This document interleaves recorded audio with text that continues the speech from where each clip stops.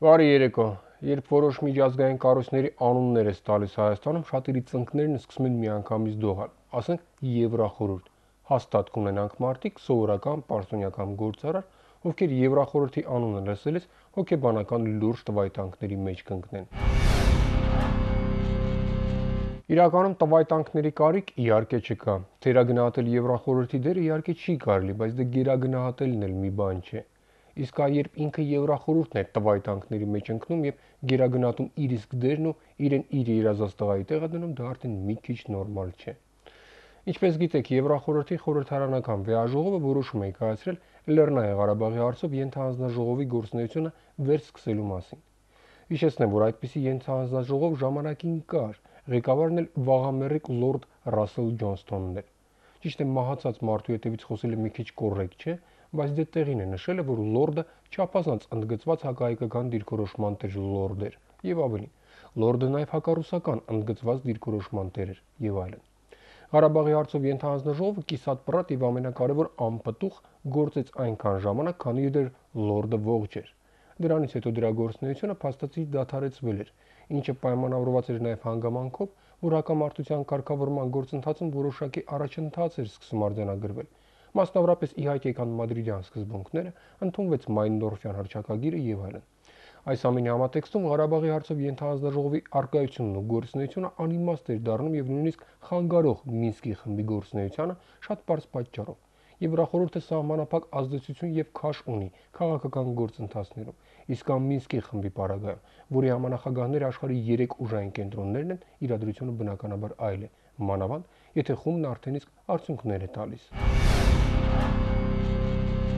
Կարելի կլիներ ենթադրել, թե այդպես էլ կշարունակվի եւ Եվրախորհրդի խորհրդարանական վեաժողովը կգիտակցի, որ անիմաստ է խառնվել մի գործընթացի, որի լուծմամբ արդեն զբաղվում է կոնկրետ կառույց եւ որը տիրապետում է ամբողջ իրադրությանը։ Բայց երբ Եվրախորհրդում սկսեց քննարկվել խորհրդարանական վեաժողովի նախագահի ընտրության հարցը, ու երբ պարզ դարձավ, որ հիմնական հավակնորդ ազգությամբ թուրք Մևլութ Չավուշօղլուն է, հասկանալի դարձավ, որ մի որևէ թարախություն հայերի հանդեպ Մևլութը այսպես թե այնպես անելու է։ Этот нехороший человек предаст нас при первой опасности. Ենթադրություններն առավել քան արդարացի են։ Մևլութը ընտրվելուց անմիջապես հետո հայտարարեց, թե իր ամենաառաջնային ու կարևոր քայլերից մեկը լինելու է Ղարաբաղի հարցով ենթահանձնաժողովի գործունեության վերսկսումը։ Հատկապես ինչու է թուրք գործիչն այդքան ձգտում խառնվել Ղարաբաղյան հակամարտության կարգավորման գործընթացին, առավել քան ակնհայտ է եւ ուղղակիորեն կապված է Թուրքիայի տարածաշրջանում իր դերակատարումն ակտիվացնելու եւ բոլոր գործընթացներում ավելի նշանակալի գործոնի վերածվելու մտադրություններ են։ Արդյոք դա որևէ արդյունք կարող է տալ։ Իհարկե ոչ։ Նախ, ինչպես արդեն ասվեց, Եվրախորհուրդը առավել եւս այդ կառույցի խորհրդարանական վեաժողովը անկառույցը չէ, որը կարող է լուրջ կամ որոշիչ ազդեցություն ունենալ այնպիսի բարդ process-ների հանգուցալուծման վրա, ինչպիսին Ղարաբաղյան հակամարտությունն է։ Այդ կառույցի անդամ են բազմաթիվ երկրներ, որոնց մեղմ ասած հեռավոր Ղարաբաղի խնդիրն այնքան էլ չի ուզում։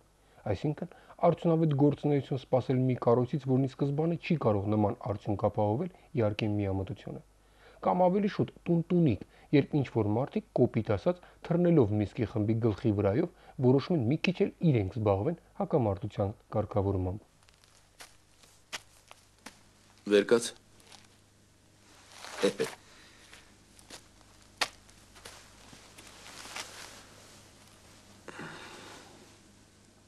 Ես եմ դատում։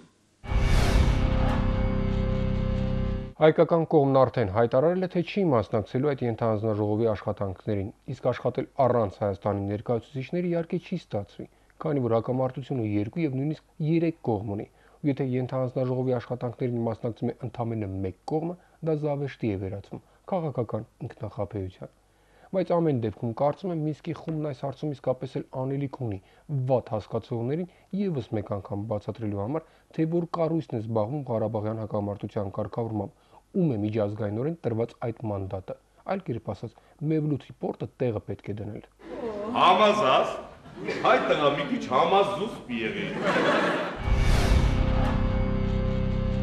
Հայկական ժողովրդական խոսքը գժերից պրծում չկա։ Հիմա իսկը մերն է, բայց մենք մեղք չունենք։ Շրջապատն է այդպեսին, բայց ամեն դեպքում կարևորը